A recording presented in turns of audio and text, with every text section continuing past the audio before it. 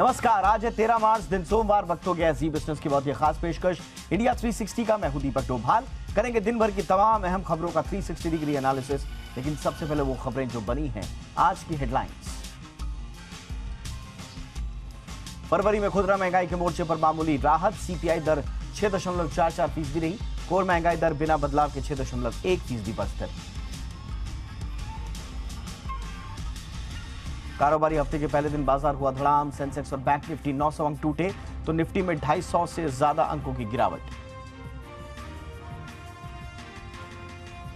राहुल गांधी के बयान पर संसद के दोनों सदनों में जोरदार हंगामा। लोकसभा राज्यसभा कल तक के लिए स्थगित। पीयूष गोयल बोले, राहुल ने किया देश का अपमान। देश के बड़े अस्पताल भी खोल सकेंगे मेडिकल कॉलेज। केंद्रीय स्वास्थ्य मंत्री ने नियमों में छूट देने का किया वादा। कहा, मेडिकल शिक्षा को अफोर्डेबल बनाना मकसद। दिल्ली में 2 भाइयों को कुत्तों ने बनाया शिकार। दोनों की मौके पर मौत। आज इंडिया 360 में करेंगे विस्तार से चर्चा। जानेंगे क्यों खूंखार हो रहे हैं street dog. World test championship के फाइनल में भारत ने किया क्वालिफाई। न्यूजीलैंड की जीत के बाद भारत का मौका। 7 जून को ऑस्ट्रेलिया से भिड़ेगी टीम इंडिया। 95वें ऑस्कर अवार्ड सेरेमनी में भारत को पहली बार 2 अवार्ड। नाटू नाटू को best original song, the elephant whisperers को बेस्ट शॉर्ट डॉक्यूमेंट्री का ताज।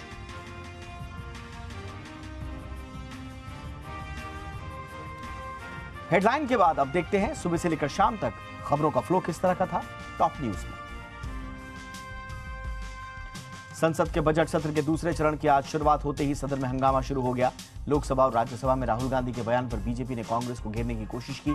रक्षा मंत्री राजनाथ सिंह ने राहुल से देश को लंदन में बदनाम करने के लिए सदन से माफी मांगने को कहा। पीयूष गोयल ने कहा कि शर्मनाक तरीके से एक विपक्षी नेता ने विदेश में जाकर भारत की न्यायपालिका, सेना, चुनाव आयोग और सदन का अपमान किया। पीयूष गोयल ने कहा कि राहुल गांधी ने गलत आरोप लगाए। बीजेपी के आरोपों पर कांग्रेस अध्यक्ष मल्लिकार्जुन खड़गे ने जवाब दिया। उन्होंने कहा कि 2014 से पहले पीएम मोदी ने कई बार विदेशों में ऐसे बयान दिए। मोदी ने चीन में भी भारतीय लोकतंत्र के खतरे में होने की बात कही।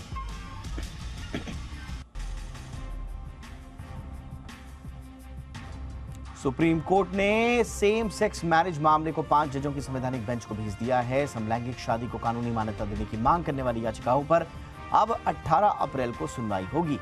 सुनवाई की लाइव स्ट्रीमिंग भी की जाएगी। कोर्ट में याचिकाकर्ताओं के वकील एनके कौल ने कहा कि इस मामले के बारे में पूरा देश जानना चाहता है, इसलिए सुनवाई की लाइव स्ट्रीमिंग होनी चाहिए। केंद्र सरकार की ओर से पेश हुए सॉलिसिटर जनरल तुषार मेहता ने कहा कि देश के हर नागरिक के पास प्यार करने और उसे जाहिर करने का अधिकार है। कोई भी उस अधिकार में हस्तक्षेप नहीं कर सकता, लेकिन इसका मतलब ये नहीं कि उसे शादी करने की मंजूरी दे दी जाए। इससे पहले केंद्र सरकार ने हलफनामा दाखिल कर इसका विरोध किया था।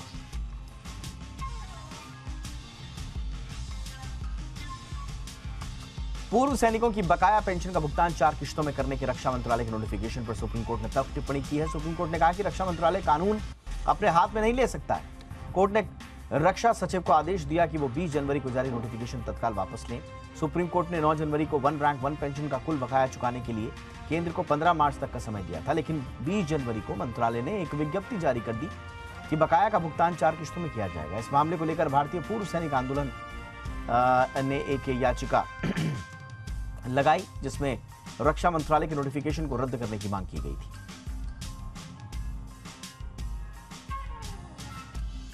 उत्तर प्रदेश के दिवंगत पूर्व मुख्यमंत्री मुलायम सिंह, पूर्व सीएम अखिलेश यादव और उनके भाई प्रतीक यादव को आय से अधिक संपत्ति मामले में सुप्रीम कोर्ट से बड़ी राहत मिली है। सुप्रीम कोर्ट इन आरोपों की प्रारंभिक जांच बंद करने की सीबीआई रिपोर्ट की कॉपी मांगने वाली याचिका खारिज कर चुका है। इतना ही नहीं, अदालत ने सीबीआई को 2013 की क्लोजर रिपोर्ट को मंजूरी दे दी है। सुनवाई के दौरान अदालत ने कहा कि सीबीआई ने पहले ही 7 अगस्त 2013 को इन आरोपों की जांच बंद कर दी थी। ऐसे में इस याचिका में कोई दम नहीं है। दिल्ली से कतर की राजधानी दोहा जा रही इंडिगो की फ्लाइट को मेडिकल इमरजेंसी के चलते पाकिस्तान के कराची की तरफ डाइवर्ट किया गया। एयरलाइंस के अधिकारियों के मुताबिक जब तक पैसेंजर को एयरपोर्ट मेडिकल टीम के पास लाया गया तब तक उनकी मौत हो गई। बताया जा रहा है कि मृत व्यक्ति नाइजीरियाई नागरिक था। इससे पहले एयर इंडिया की अमेरिका से दिल्ली आ रही फ्लाइट की स्वीडन के स्टॉकहोम में इमरजेंसी लैंडिंग करानी पड़ी। शिवसेना का नाम और चुनाव चिन्ह हाथ से जाने के बाद महाराष्ट्र के पूर्व सीएम उद्धव ठाकरे को एक और बड़ा झटका लगाया। उनके करीबी और ठाकरे गुट की बड़ी नेता सुभाष देसाई के बेटे भूषण देसाई आज सीएम एकनाथ शिंदे की शिवसेना में शामिल हो गए। बीएमसी चुनाव से पहले भूषण देसाई के शिंदे गुट में जाने को अहम कदम माना जा रहा है। भूषण देसाई मुख्यमंत्री एकनाथ शिंदे की मौजूदगी में शिंदे खेमे में शामिल हुए। भूषण देसाई के पिता सुभाष देसाई ने महाराष्ट्र में एमवीएस शासन के दौरान उद्योग और खनन मंत्री के रूप में काम किया। सुभाष देसाई को ठाकरे परिवार का करीबी माना जाता है।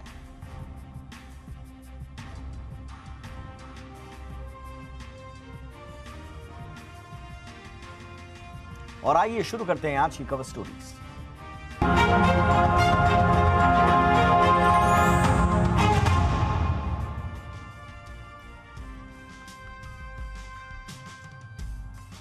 फरवरी महीने में देश की खुदरा महंगाई दर में मामूली गिरावट देखने को मिली है। फरवरी में रिटेल महंगाई घटकर 6.44% पर आ गई है। जनवरी में ये थोड़ी ज्यादा 6.52% पर थी, जबकि दिसंबर में ये 5.72% थी। ये लगातार दूसरा महीना है जब महंगाई आरबीआई की ओर से तय दायरे से ऊपर बनी हुई है। आपको बताएं कि आरबीआई ने रिटेल महंगाई का दायरा 4 से 6% के बीच तय किया हुआ है। खाने पीने की चीजों के दाम कुछ कम होने से फरवरी में महंगाई दर में थोड़ी कमी आई है। गेहूं जैसे खाद्यान्न के भाव घटे हैं और सरकार ने सप्लाई भी बढ़ाई है। इसका असर भी खुदरा महंगाई के आंकड़ों पर रहा है। इस वक्त महंगाई के आंकड़ों पर चर्चा करने के लिए Radhika Pandey, senior fellow NIPPFP यानी कि national institute of public finance and policy मेरे साथ जुड़ चुकी हैं। राधिका पांडे, राधिका जी बहुत बहुत स्वागत है। राधिका जी, आंकड़ों को किस तरह से विश्लेषित आप करेंगी? थोड़ा कम जरूर हुई है महंगाई, लेकिन चिंता नहीं।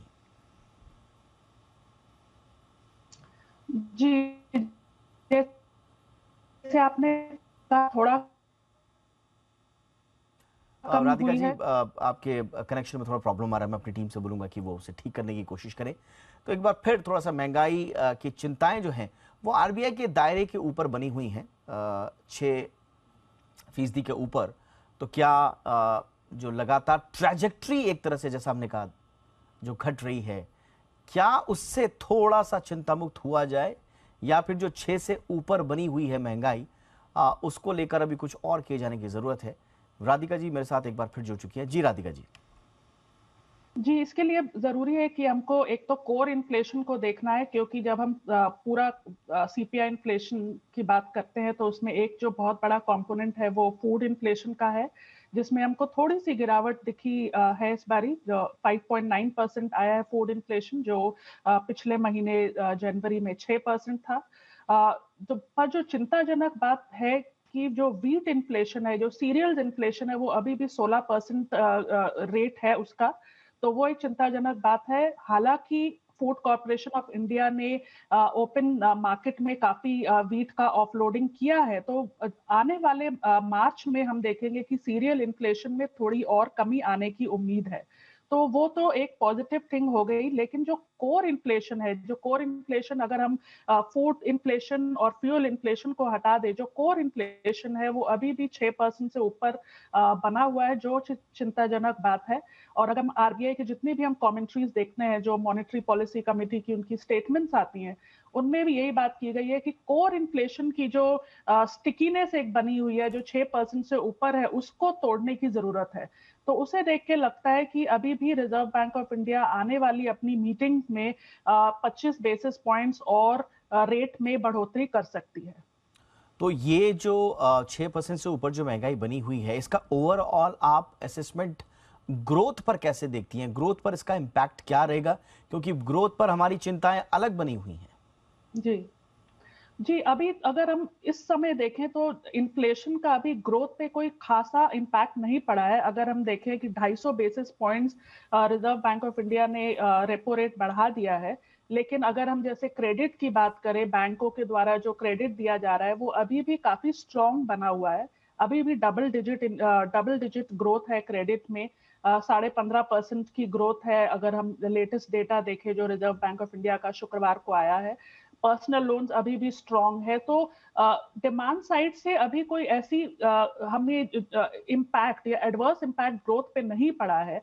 और कोर इन्फ्लेशन की जैसे हम बात करें तो उसके जो डिफरेंट जो कंपोनेंट्स है, जैसे पर्सनल केयर एंड इफेक्ट्स है और ट्रांसपोर्टेशन है, और जो उसके कंपोनेंट्स है वो अभी भी काफी एलिवेटेड बने हुए हैं।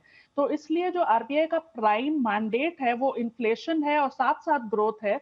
लेकिन अभी आरबीआई इन दोनों में से, इन्फ्लेशन और ग्रोथ में के ऑब्जेक्टिव में से, अभी इन्फ्लेशन पे ज्यादा ध्यान देगी हमारे असेसमेंट के अनुसार। और एक और देयर इज अ पॉसिबिलिटी कि एक और round of 25 basis points hike होगा। आने वाले समय में अगर हम जो मार्च का महीना देखें उसमें इन्फ्लेशन में थोड़ी बहुत मॉडरेशन आने की उम्मीद है बेस इफेक्ट के कारण, क्योंकि पिछले मार्च, जो पिछले साल का मार्च था, उसका बेस काफी ज्यादा था। तो आने वाले 2-3 महीनों में थोड़ी गिरावट हो सकती है, लेकिन ओवरऑल अभी भी इन्फ्लेशन एक प्रॉब्लम बनी हुई है। और जब 6% से ऊपर इन्फ्लेशन होता है तो आरबीआई का टारगेट यही रहता है कि उसको कंट्रोल किया जाए। तो दैट इज द असेसमेंट कि अभी ग्रोथ पे कोई इतना इम्पैक्ट नहीं है। हाई फ्रीक्वेंसी इंडिकेटर्स हम जो भी देख रहे हैं वो काफी स्ट्रांग है। चलिए, दो आपके इंपॉर्टेंट ऑब्जर्वेशंस हैं। ग्रोथ पर कोई इमीडिएट इम्पैक्ट नजर नहीं आ रहा, लेकिन हाँ, आपने कहा कि एक और एमपीसी में 25 बेसिस पॉइंट की बढ़ोतरी हमें देखने को मिल सकती है। उसके लिए एक विंडो खुलता हुआ नजर आ रहा है। उसके लिए जो आधार है वो भी तैयार साफ साफ तौर पर दिख रहा है। 6 से ऊपर ही महंगाई बनी हुई है। आखिरी सवाल मेरा, एक आम आदमी के लिए क्या है इन आंकड़ों में? उसके किचन में, उसकी जिंदगी में, उसकी जेब पर कब तक ये बोझ पड़ता हुआ नजर आएगा और कब तक वो झेल पाएगा मौजूदा परिस्थितियों में? क्योंकि हम देख रहे हैं मौजूदा जो ग्लोबल जियोपॉलिटिकल सिचुएशन है वो भी ठीक नजर नहीं आ रही है। अमेरिका से जो खबरें आ रही हैं वो भी ठीक नजर नहीं आ रही हैं। ऐसे में एक आम आदमी के लिए क्या मुश्किलें आने वाले समय में रह सकती हैं?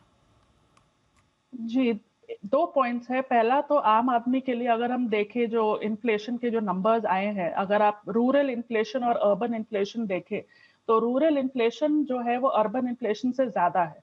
6.7% है रूरल इन्फ्लेशन।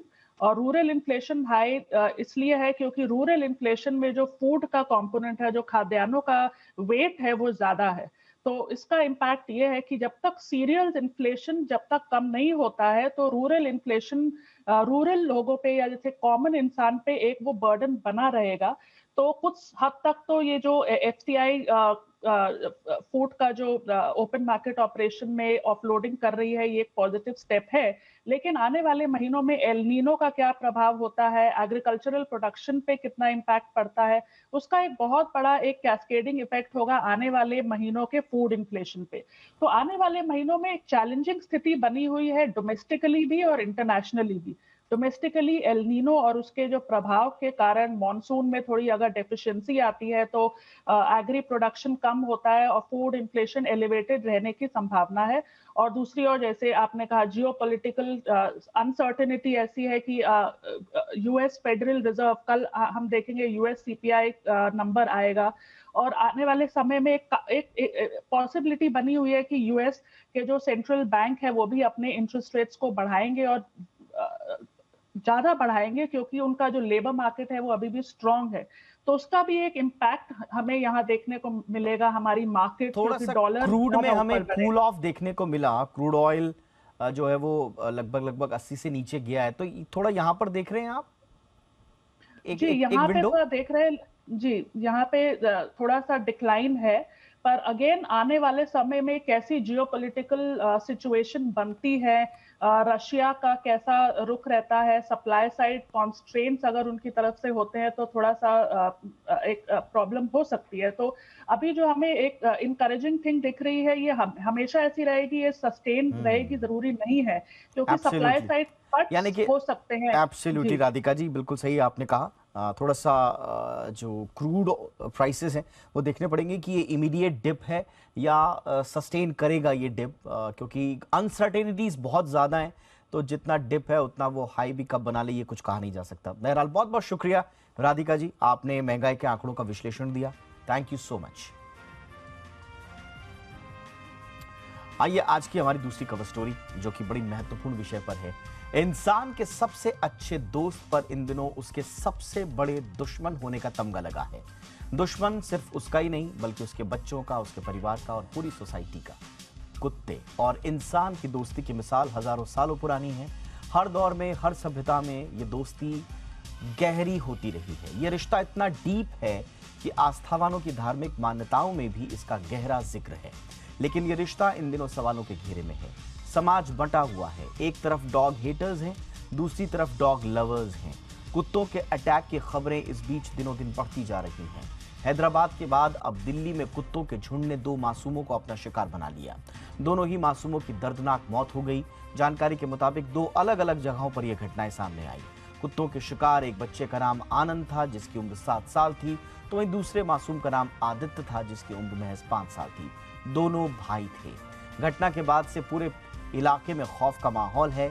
दोनों ही घटनाओं पर पुलिस जांच की बात कह रही है, लेकिन सवाल ये कि जांच से आखिर होगा क्या। ऐसा नहीं है कि यह मसला अचानक सुर्खियों में आ गया या डॉग बाइट्स के मामले अचानक बढ़ गए हों। आंकड़े देखें तो साल दर साल आवारा कुत्तों के काटने की घटनाओं में तेजी से बढ़ोतरी हुई है। हैदराबाद की घटना आपको याद होगी, कैसे आवारा कुत्तों के झुंड ने एक मासूम को मार डाला था। घटना का सीसीटीवी देख लोग दहल गए थे। इससे पहले 12 जुलाई 2022 को भी लखनऊ का एक दिल दहला देने वाला मामला सामने आया था, जिसमें एक पिटबुल डॉग ने अपनी मालकिन पर अटैक किया और उनकी मौत हो गई। इसके बाद ऐसी घटनाओं का सिलसिला रुका नहीं है। खतरा सिर्फ जानलेवा हमलों का ही नहीं है, बल्कि अपने स्वभाव के कारण कुत्तों का मालिकों और अनजान लोगों पर दांत मार देना बड़ा आम है। लेकिन यही डॉग बाइट अगर जान ले तो चिंताएं बढ़ना स्वाभाविक है। WHO के मुताबिक कुत्तों के काटने से होने वाली रेबीज की बीमारी से अकेले भारत में हर साल 20,000 से ज्यादा लोगों की मौत हो जाती है। दुनिया भर की बात करें तो रेबीज से मरने वाले 36% मामले भारत से हैं। इंसान में रेबीज के 99% मामले कुत्तों से ही होते हैं। और चौंकाने वाली बात यह है कि 30 से 60% मामलों में 15 साल से कम उम्र के बच्चे रेबीज का शिकार होते हैं। कुछ और आंकड़े देखिए। साल 2022 के नवंबर तक के आंकड़ों को देखा जाए तो हर दिन औसतन 5,739 लोगों को कुत्तों ने काटा। हालांकि महामारी के बाद ऐसे मामलों में गिरावट देखी गई थी। देश में 2019 से 2022 के बीच आवारा कुत्तों के काटने के करीब 1 करोड़ 6 लाख मामले दर्ज हुए, यानी हर दिन 10,000 से भी ज्यादा मामले दर्ज हुए। आंकड़ों की सालाना संख्या 2019 के 73 लाख से घटकर 2022 के नवंबर तक 20 लाख से कम हो गई। लेकिन कोरोना महामारी कम होने के बाद एक बार फिर आवारा कुत्तों के हमले बढ़ गए हैं। अगर समय रहते कुछ उपाय नहीं किए गए तो आने वाले दिनों में इस तरह की घटनाएं तेजी से बढ़ सकती हैं। वहीं जो डॉग लवर्स हैं, उनका साफ कहना है कि कुत्ते कोई खतरा नहीं है, बल्कि लावारिस हालातों में उनकी बढ़ती हुई जनसंख्या चिंता की बड़ी बात है। हालांकि स्ट्रे डॉग्स की तादाद पर जो सरकारी आंकड़े हैं वो कुछ और कहानी कहते हैं। कम से कम 2019 तक तो कहानी कुछ अलग नजर आती है। 2019 में सरकार ने लोकसभा में जानकारी दी थी कि 2012 में जहां 1.71 करोड़ आवारा कुत्ते थे, वहीं 2019 में यह संख्या घटकर करीब 18 लाख घटकर 1 करोड़ 53 लाख हो गई। ऐसे में सवाल यह है कि आवारा कुत्तों की हिंसक प्रवृत्ति ज्यादा बड़ी दिक्कत हो रही है या उनकी तादाद, या उससे भी बड़ा सवाल यह है कि कुत्तों की हिंसा का जवाब क्या उन पर क्रूरता से दिया जाना चाहिए या फिर जनसंख्या नियंत्रण और वैक्सीनेशन जैसे उपाय हो जाने चाहिए। इन सवालों के जवाब अगर खोजे नहीं गए तो इंसानी आबादी और कुत्तों की जिंदगी दोनों की सुरक्षा के सवाल जिंदा रहेंगे। और इन्हीं उभरते हुए सवालों के बीच हम बातचीत कर रहे हैं डॉक्टर गौतम उन्नी से, वरिष्ठ पशु चिकित्सक हैं और इस वक्त हमारे साथ जुड़ चुके हैं हमारे शो में। डॉक्टर उन्नी, बहुत बहुत स्वागत है सर आपका। सवाल बड़ा है सर, और ये सवाल dog haters versus dog lovers का भी नहीं है, बल्कि दोनों जो तबके हैं, इंसानी बस्ती, इंसानी जीवन और साथ ही साथ कुत्ते, दोनों की सुरक्षा से जुड़ा हुआ है। क्योंकि रिटेलिएशन में इंसान कुत्तों पर जो क्रूरता करते हैं उसे भी जायज नहीं ठहराया जा सकता, लेकिन कुत्तों की जो बढ़ती हुई हिंसक प्रवृत्ति है उसमें इंसान अपने परिवार, अपने बच्चों को खो रहे हैं, उस दर्द को भी हम दरकिनार नहीं कर सकते। तो ऐसे में अभी रास्ता क्या सूझता है सर, क्या बचता है? तो पहली बात कि आज का जो न्यूज़पेपर इंसिडेंट था कि कुछ डॉग्स ने 2 बच्चों को मारा, ये बहुत ही अनफॉर्चुनेट, दर्दनाक और एक सिविल सोसाइटी में तो बिल्कुल नहीं होना चाहिए। बट इसी को बोलते हुए भी हमें पहले अंडरस्टैंड करना है कि डॉग्स 3 प्रकार के होंगे। एक तो जो बिल्कुल जंगली डॉग्स है, फेरल डॉग्स है, जो इंसिडेंट हुआ ये आउटस्कर्ट्स ऑफ दिल्ली में हुआ है, ठीक है जी। तो it was a forested area. यहाँ पे इन डॉग्स को फीडिंग की कोई सुविधा नहीं मिली गई है, सो बीइंग वाइल्ड, तो वाइल्ड या फेरल, इनका तो ऑब्वियस इंस्टिंक्ट है कि they have to feed and look after themselves, that's a natural instinct. तो ये जो इंसिडेंट है इसका तो एक ही ऑप्शन रहेगा जो एमसीडी ने किया भी है कि इन डॉग्स को you have to catch them, you have to neuter them, you have to give them rabies vaccine, and there has to be एक सोल्यूशन निकालना पड़ेगा कि इन डॉग्स को जंगल में ऑब्वियसली फूड मिले। अगर उनको फूड नहीं मिलेगा तो ये ऐसे हरकतें तो करेंगे। दूसरा जो हमारा सिचुएशन है वो हमारे स्ट्रीट डॉग्स का है। जो स्ट्रीट डॉग्स हर कॉलोनी में मिलते हैं, हर मोहल्ले में मिलते हैं, हर नुक्कड़ में मिलते हैं। इनकी ज़िंदगी के बारे में आप सोचिए, कोई उनके ऊपर कभी गाड़ी चला रहा है, कोई उनके ऊपर पत्थर मार रहा है, कोई उनको खाना खिला रहा है। जो एनिमल फीडर्स है, एनिमल वेलफेयर एक्टिविस्ट है, इनको खिला रहे तो उनके खिलाफ मारपीट हो रही है। तो ये तो कोई सोल्यूशन बना नहीं। अगर ये डॉग्स को एनिमल वेलफेयर एक्टिविस्ट और फीडर्स खाना नहीं देंगे तो they will become more violent. ये तो हमें समझने की बात है।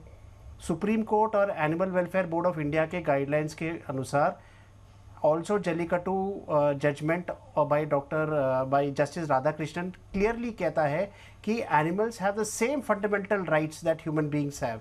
तो फ्रीडम फ्रॉम हंगर तो सबसे पहला और सबसे इम्पोर्टेंट फंडामेंटल राइट है।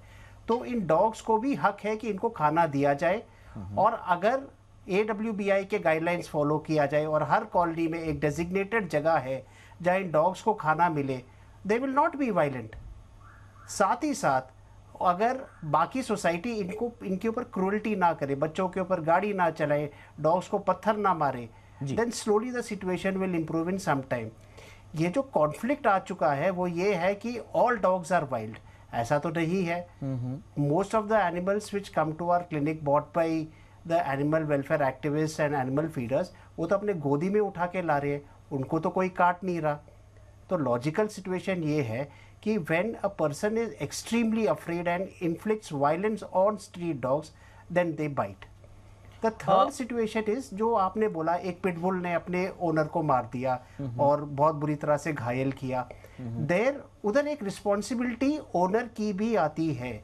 अगर आपके पास कैपेबिलिटी नहीं है कि आप एक डेंजरस डॉग या एक हाइपर एक्टिव डॉग को मेंटेन करें, तो don't buy it. Don't buy a dog just because आपके पड़ोसी ने एक पिटबुल लिया तो मेरे को भी पिटबुल लेना है, या आपने एक बहुत बड़ा जायंट ब्रीड ले लिया है, सेंट बर्नार्ड ले लिया है, एल्सेशियन ले लिया है, या कोई भी अदर डॉग ले लिया है।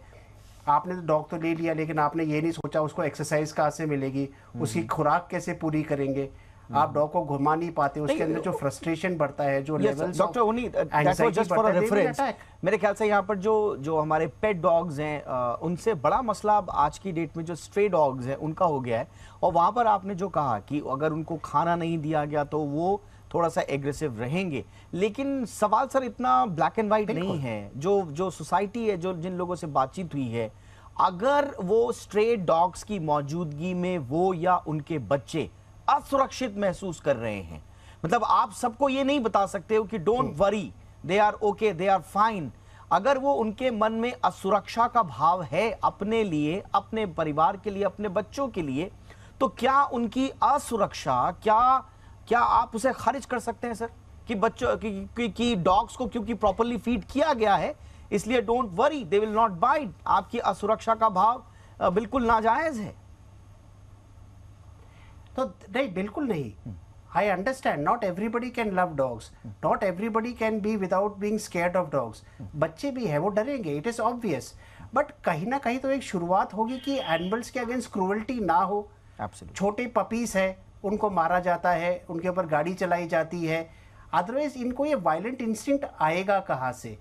If a dog is well fed and nobody is cruel to it, then automatically in a certain period of time they will adjust to the society. A dog is also a pack animal.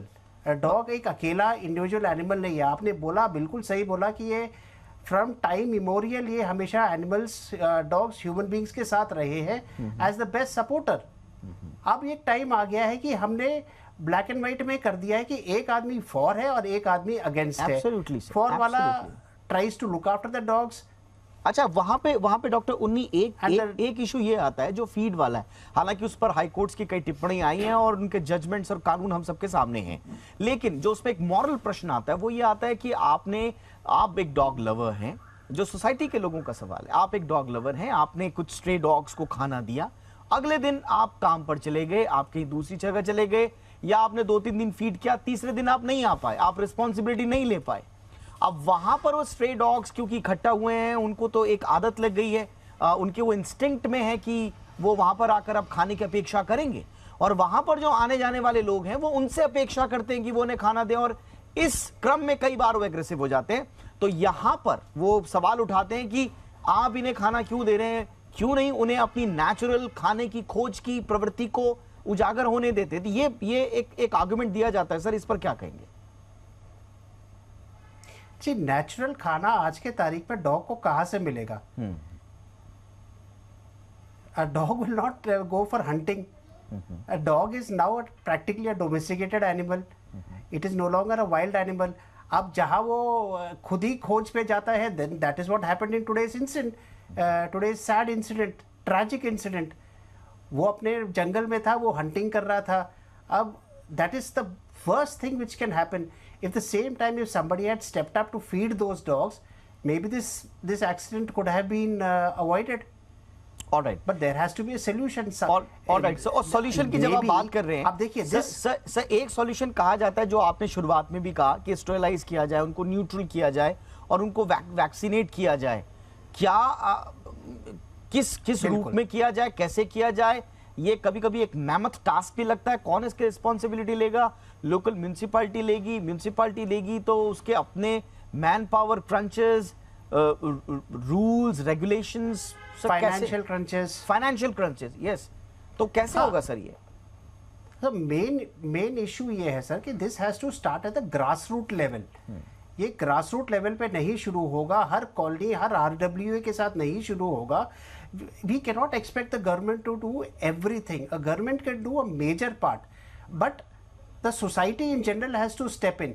For example, अगर एक आपके पास RWA है और उसके अंदर आपको मालूम है, अच्छा एक चीज़ तो आप जानते हैं कि अगर एक सेट ऑफ डॉग्स एक कॉलोनी के अंदर है, they will not allow a second or third dog to enter the colony. That you have understood, because dogs are territorial by nature. ठीक है? So now we have got 10 dogs in a colony.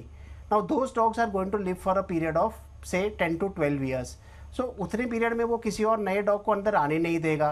तो अगर हर RWA उन 10 dogs में से females को सबको neuter करवा दे, even if it's a contribution from the RWA, with the help of the MCD or the local veterinary clinic in whichever way, and have an annual vaccination every year, have we not found a solution to the problem?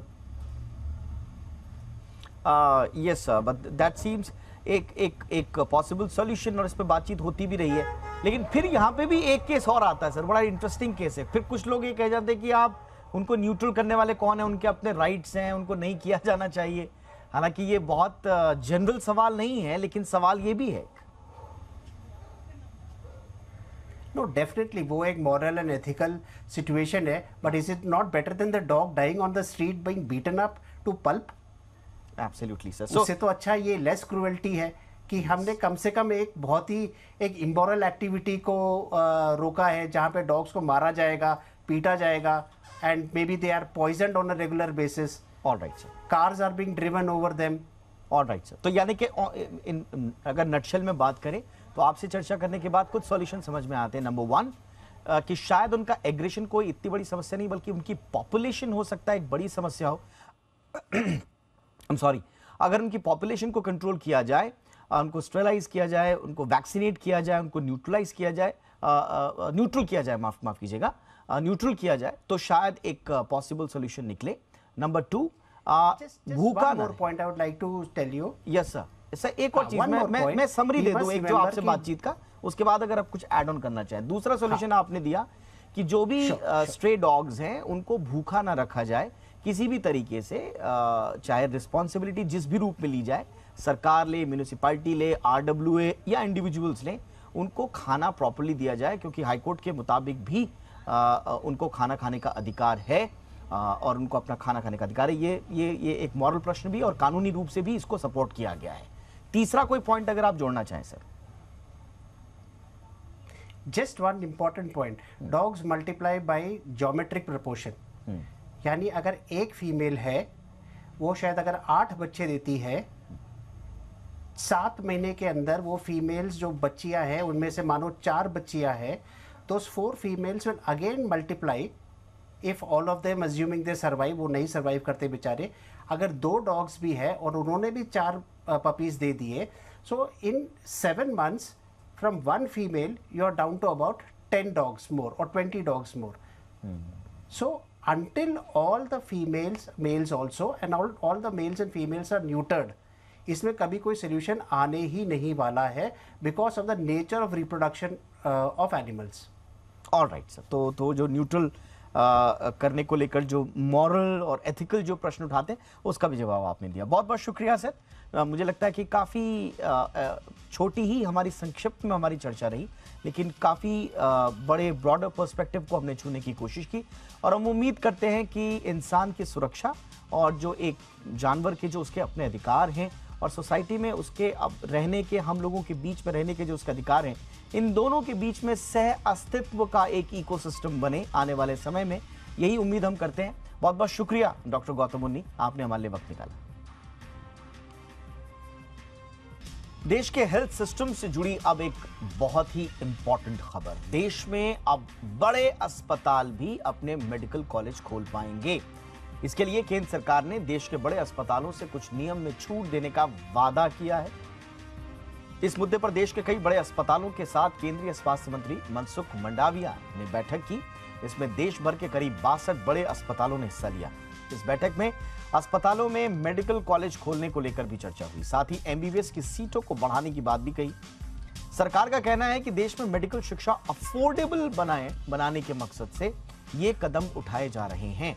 आपको बताएं कि केंद्रीय स्वास्थ्य मंत्री ने बड़े अस्पतालों से कहा था कि वो मेडिकल एजुकेशन में उतरें, और इसको लेकर केंद्र सरकार बड़े अस्पतालों को मेडिकल कॉलेज खोलने के लिए जमीन और लंबे पेपर वर्क जैसे कई नियमों में ढील देने की तैयारी भी कर रही है। अब ये क्या तैयारी है सरकार की और उसके पीछे की सोच क्या है, इस पर ज्यादा जानकारी के लिए इस वक्त मेरे साथ मेरे सहयोगी अमरीश पांडे दिल्ली से जुड़ रहे हैं। अमरीश, एग्जैक्टली सरकार चाहती क्या है?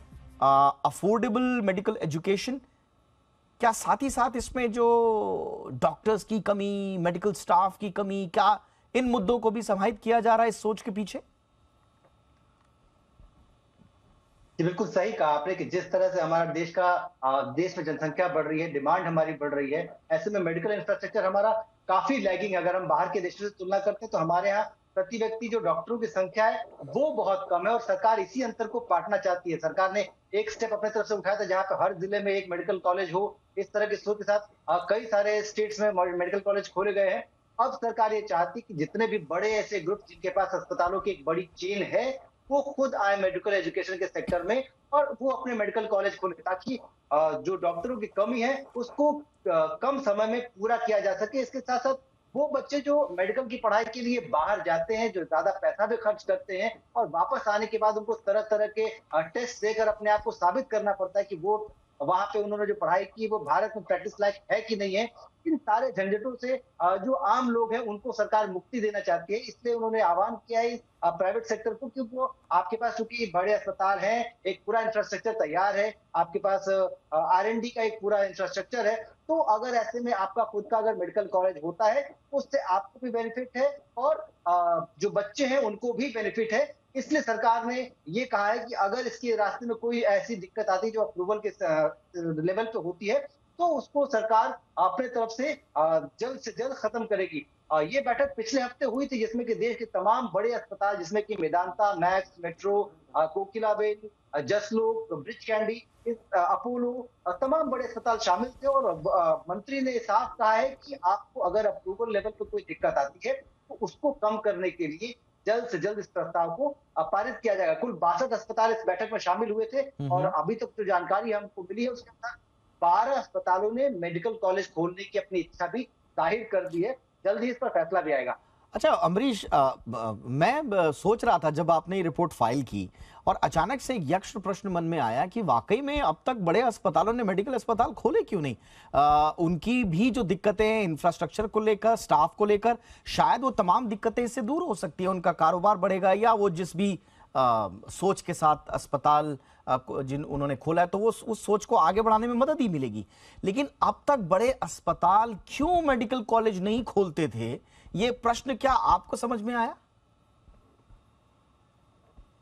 जी बिल्कुल, इस बात को हमने भी जानने की कोशिश की कि आखिर जब सब कुछ उनके पास उपलब्ध है तो उन्होंने मेडिकल कॉलेज क्यों नहीं खोला, जबकि वो नर्सिंग कॉलेज आराम से खोल रहे हैं, वो अस्पतालों की एक पूरी चेन खोल रहे हैं। और इस पर जब हमने कोशिश की जानने की, तो ये पता चला कि अप्रूवल लेवल पे बहुत सारे ऐसे लैगिंग है, जिसकी वजह से उनको ये अस्पताल मतलब मेडिकल कॉलेज खोलने में दिक्कत आती है। सबसे पहला तो एक जो इंटरेस्ट का जो कॉन्फ्लिक्ट ऑफ इंटरेस्ट, वो एक बड़ा आड़े आता है। इसके अलावा सरकार की तरफ से उनको उस विशेष जगह पर जो इंफ्रास्ट्रक्चर जमीन है वो नहीं मिल पाती है। आज की ये जो बैठक पिछले हफ्ते हुई थी, उसमें सबसे बड़ा सवाल यही रखा गया था कि हमको अप्रूवल नहीं मिलती है, इसके अलावा जमीन नहीं मिलती है उस तरीके से, और अगर जमीन और अप्रूवल मिल जाए तो मेडिकल कॉलेज खोलना हमारे लिए कोई मुश्किल या ऐसा कोई काम नहीं जिससे हम पीछे हटें। और सरकार ने इसी बात का आश्वासन दिया है कि आपको जमीन भी मुहैया कराई जाएगी, और जो लंबा पेपर वर्क है या फिर अप्रूवल की जो बड़ी और लेंथी प्रक्रिया है, उससे भी आपको मुक्ति दी जाएगी। आप अपने इस तरफ से कोशिश कीजिए, प्रस्ताव लेकर आइए, हम उसके साथ आगे बढ़ेंगे। बिल्कुल, और मुझे लगता है कि ये बहुत बड़ा पेन पॉइंट समाज का तो रहा ही है। जितने ज्यादा मेडिकल कॉलेजेस होंगे, उतने ज्यादा डॉक्टर्स निकलेंगे, उतना अच्छा मेडिकल इंफ्रास्ट्रक्चर बनेगा। तो समाज का तो ये पेन पॉइंट था ही। अब जो बड़े अस्पताल थे वो कहते थे साहब हमारे पास सब कुछ है, हमारे पास संसाधन है, लेकिन ये अप्रूवल, ये सरकारी जो लाल फीताशाही है, इसके चक्कर में हम मेडिकल कॉलेज नहीं खोल पाते थे। अब सरकार ने इन दोनों पेन पॉइंट को एड्रेस किया, साथ में बिठाया, अपनी तरफ से ऑफर दिया है कि खोलिए आप मेडिकल कॉलेज, अप्रूवल्स की चिंता आप छोड़ दीजिए। तो मुझे लगता है काफी out of the box innovative idea है सरकार की ओर से। देखते हैं कितना रंग लाती है ये मुहिम। अगर ये वाकई में जमीन पर ये जो इश्यू है ये साकार हो गया, तो मुझे लगता है एक बहुत बड़ा सॉल्यूशन मिलेगा देश को हेल्थ केयर के क्षेत्र में। Thank you so much Amrish इस तमाम जानकारी के लिए आपका। और पिछले तकरीबन 48 घंटे से जिस खबर ने पूरी दुनिया को हिलाया हुआ है वो है अमेरिका में सिलिकॉन वैली बैंक और सिग्नेचर बैंक की बर्बादी की खबर। इसने 2008 में लीमन ब्रदर्स के संकट के बाद एक खौफनाक जो यादें हुई थी ना उस वक्त, उनको सबको ताजा कर दिया है। स्टार्टअप वर्ल्ड और शेयर बाजारों में बेचैनी साफ दिख रही है। हमारे देश में भी स्टार्टअप्स पर इसका बड़ा असर पड़ सकता है, क्योंकि कहा जा रहा है कि इस बैंकिंग सिस्टम से लगभग 1000 जो हमारे स्टार्टअप्स हैं वो एक्सपोजर में थे। हालांकि इसे निपटने के लिए अमेरिकी सरकार एक्शन में दिख रही है, लेकिन अमेरिकी सरकार का क्या ये एक्शन काफी होगा संकट को थामने के लिए, या ये आगे बढ़ने वाला है? जरा समझते हैं इस रिपोर्ट के जरिए।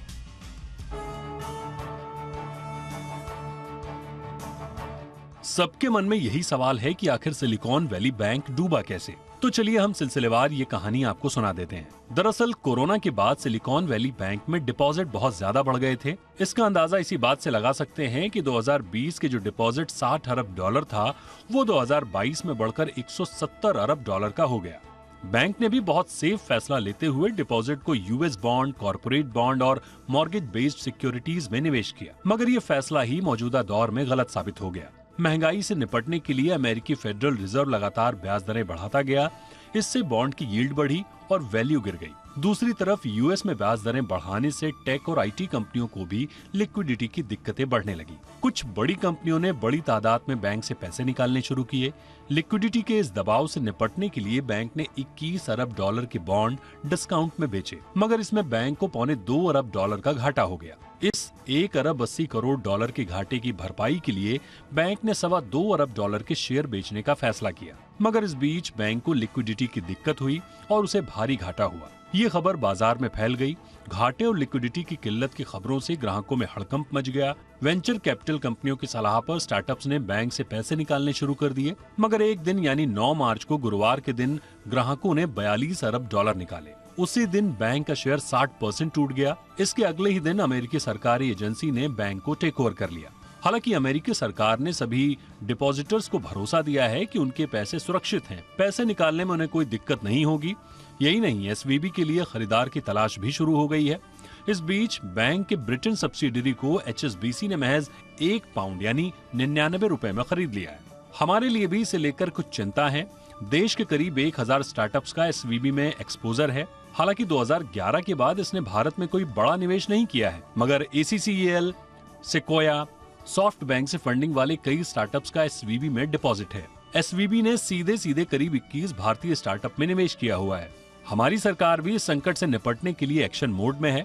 आईटी मंत्री राजीव चंद्रशेखर स्टार्टअप से मुलाकात कर रहे हैं। पहले से मंदी की आशंका से जूझ रही अर्थव्यवस्थाओं में एसवीबी संकट तनाव तो बढ़ाएगा ही, साथ ही स्टार्टअप्स इकोसिस्टम को भी इससे झटका लगेगा। स्टार्टअप्स पिछले कुछ सालों में सबसे बड़े एम्प्लॉयर बनकर उभरे हैं। ऐसे में इन पर संकट आम आदमी के लिए बड़ा संकट बन सकता है।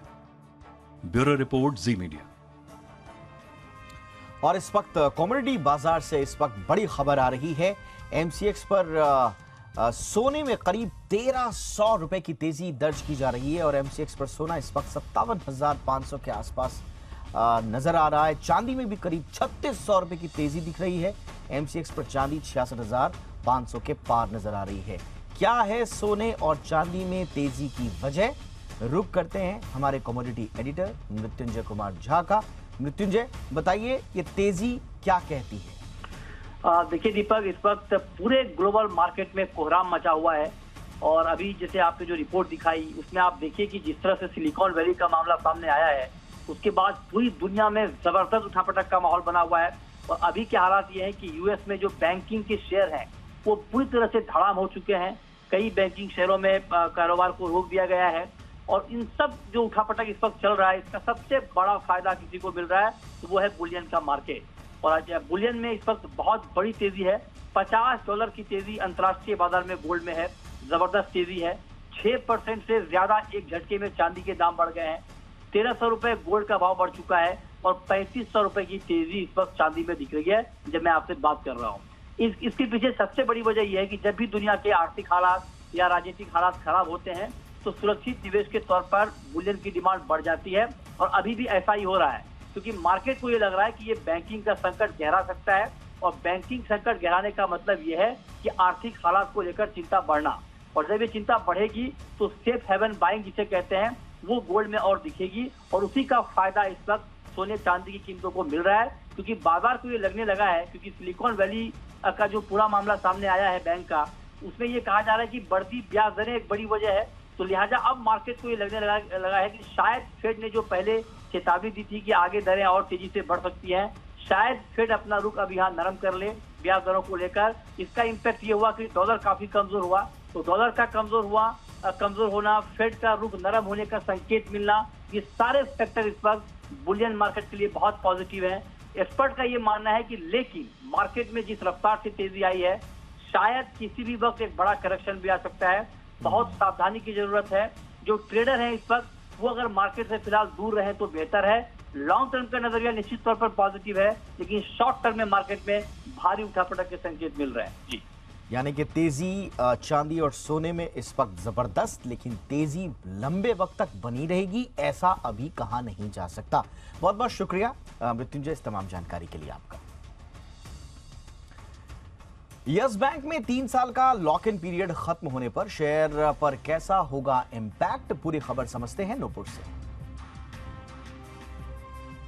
बिल्कुल सही कहा आपने। यस बैंक का जो 3 साल का लॉक इन था शेयर्स बेचने का बैंकों का, वो आज खत्म हो चुका है और सुबह से हमने देखा है कि काफ़ी सारे सौदे भी इस बैंक में होते हुए नजर आए थे। 3 साल पहले 2020 में जब यस बैंक को बेल आउट किया गया था तब एसबीआई सहित कुछ और बैंकों ने कंपनी में इन्वेस्ट किया था। उसी समय आरबीआई ने यस बैंक की शेयरों को बेचने के लिए एक लॉक इन लगाया गया था। अगर हम हिस्सेदारी देखें तो एसबीआई के पास करीबन 26% की होल्डिंग आपको नजर आएगी जिसका लॉक इन अब खत्म हो चुका है। अगर ये पूरी हिस्सेदारी बाजार में बिकने को आ सकती है तो करीबन 750 करोड़ की ये हिस्सेदारी हो सकती है। HDFC bank, ICICI bank, axis bank, Kotak bank, federal bank, बंधन बैंक एंड आईडीएफसी बैंकों को भी अलॉट किया गया था। करीबन 400 करोड़ के शेयर्स अलॉट किए गए थे। फिलहाल अगर शेयर होल्डिंग देखेंगे तो एलआईसी के पास 4% की होल्डिंग आपको नजर आएगी। एचडीएफसी लिमिटेड की बात करें तो 3.5% का स्टेक है। आईसीआईसीआई बैंक 2.5% का स्टेक है यस बैंक के अंदर और एक्सिस बैंक देखेंगे तो 1.5% का स्टेक आपको फिलहाल नजर आएगा।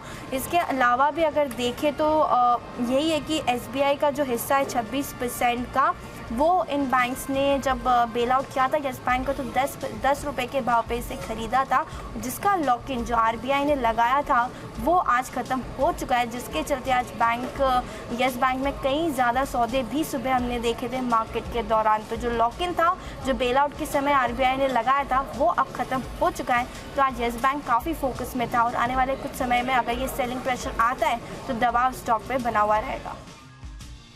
शुक्रिया नुपुर इस तमाम जानकारी के लिए।